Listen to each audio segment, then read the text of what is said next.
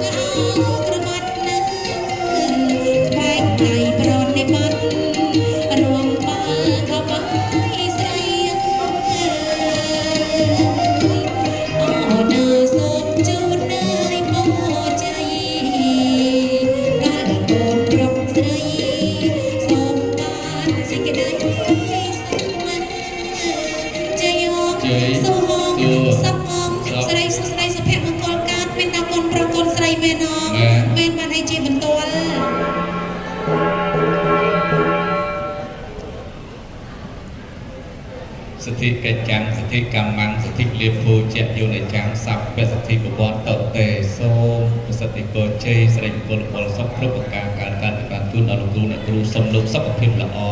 ទេ